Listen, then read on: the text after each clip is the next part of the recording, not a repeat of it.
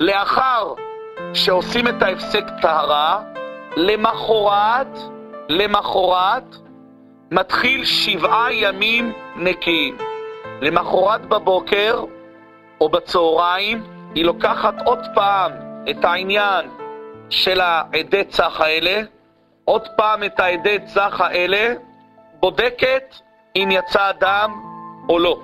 אם באמת רואים שלא יוצא דם, אז היא כבר עשתה בדיקה של יום הראשון של 7 נקיים. ככה כל יום מימי 7 נקיים צריכה אישה לכתחילה לבדוק את עצמה בעד הבדיקה, בבוקר ובערב. אם קשה לה, מספיק פעם ביום לכרוך את עד הבדיקה סביב האצבע ולהכניס לעומק הנרתיק, לסובב בכל הפינות. העיקר, הכי חשוב, נשים שמתחילות, שקשה להן, זה הבדיקה של יום הראשון ויום השביעי.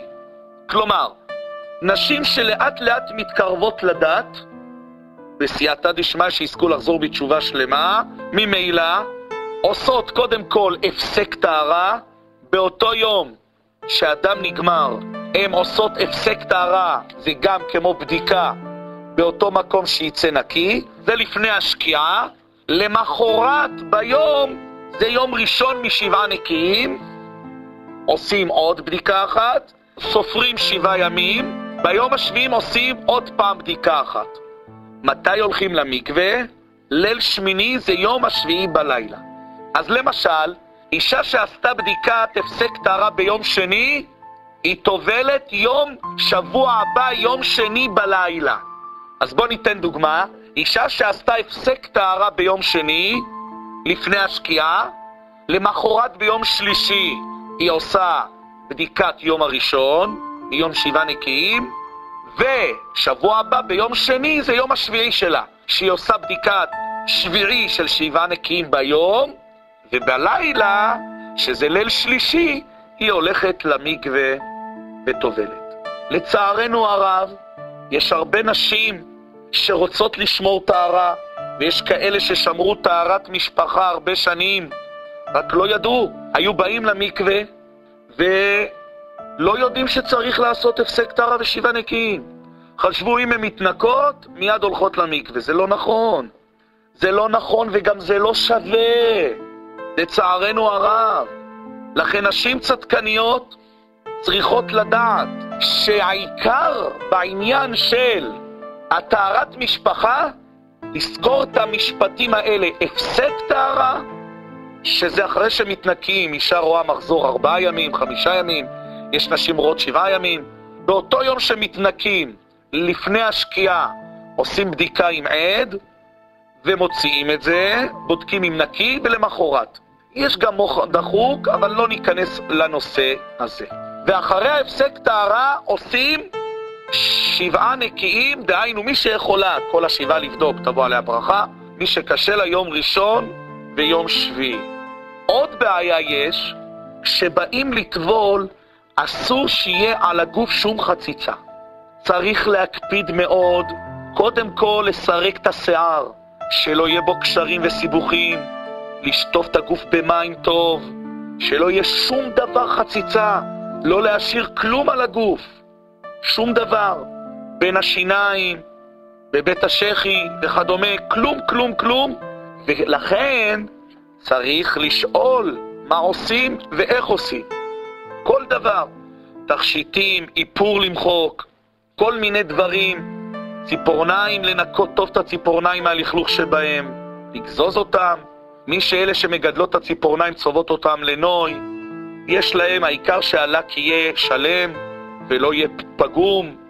וכן כל שאלה בהלכה לשאול את הבלנית מה עושים, או את הרב האזורי של אותו מקום, איפה שאתם גרים, בבאר שבע, ברמת גן, גבעתיים, בת ים, תל אביב.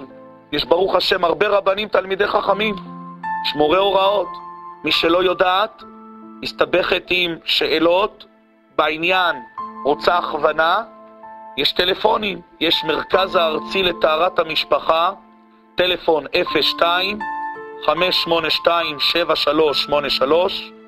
יש הידברות בראשות של הרב זמיר כהן, 03-61666614. יש ערכים גם, 03-5793-035.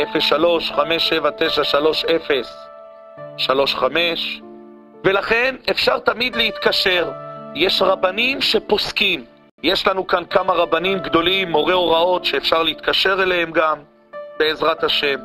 הרב ינון יונה, 02-652-2303.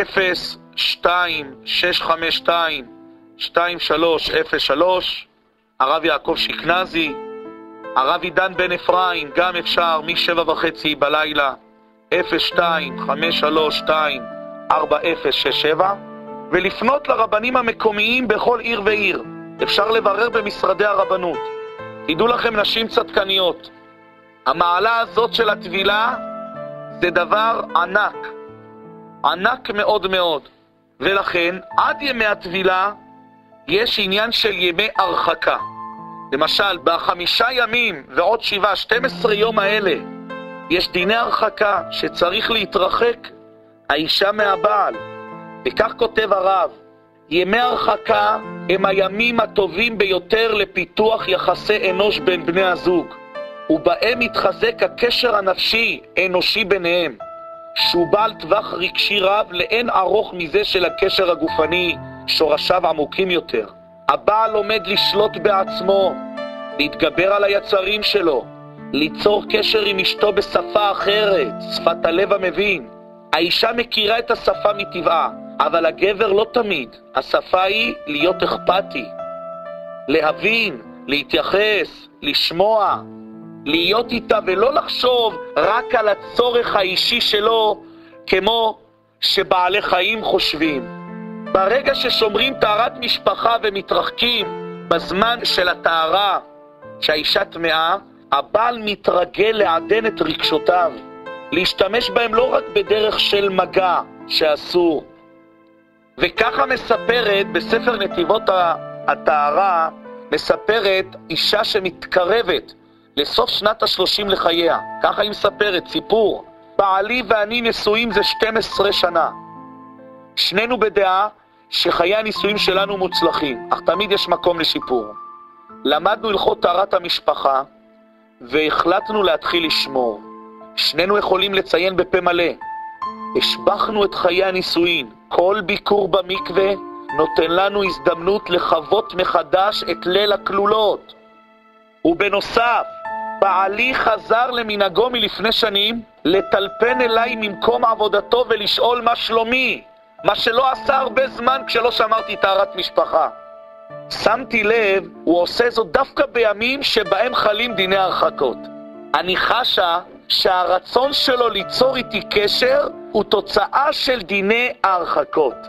עליו להביע את רגשותיו רק בדרכים המותרות, ומשום כך מתחזק הקשר בינינו והתחזק לעולם. מה אומרת לנו הגברת הצדיקה הזאת? שדווקא בימים שהבעל והאישה מתרחקים אחד מהשני, האהבה יותר משתבחת. לכן צריך להיזהר לא לישון באותה מיטה, צריך להיזהר לא להעביר מיד ליד, כל מיני דברים כמה שיותר, כל שכן כמו שאמרנו, לא חיבוק ולא נישוק. חבל, את הורסת לעצמך. תשתדלי לאט לאט, אם הבעל לא רוצה לשמור, תתפללי על זה להשם יתברך. העיקר, הפסק טהרה, 7 נקיים, יום ראשון ושביעי, זה בעזרת השם לא לשכוח. עוד דבר שידוע, שאנשים בעזרת השם יתברך, אישה, השתבח שמו לעד, ידוע זה רגש. הקדוש ברוך הוא ברא אותה, יש לה הרבה רגשות. הבעל הוא שכלי. ברגע שהבעל שומר טהרת משפחה, צריך לדעת שהשכל שלו יכול להבין את אשתו הרגשנית, ולא להגיד לא, היא סתם, היא לא יודעת מה שהיא רוצה, היא כן יודעת מה שהיא רוצה. חס ושלום. צריך לדעת שבזכות הטהרת משפחה, הבעל שכל כולו שכל יורד לדרגה של אשתו ומבין אותה, ולא רק שמבין אותה, הוא גם עושה אותה כתר על הראש. זה מה שבעצם רבנו הקדוש לימד אותנו בספרו הלכות פריה ורביה. העיקר שהבעל מתחתן עם אישה זה לשמח את אשתו, יש כאלה בעלים שיחיו, שמחכים כשהם באים הבית, שהאישה תשמח אותם. אבל זה הפוך.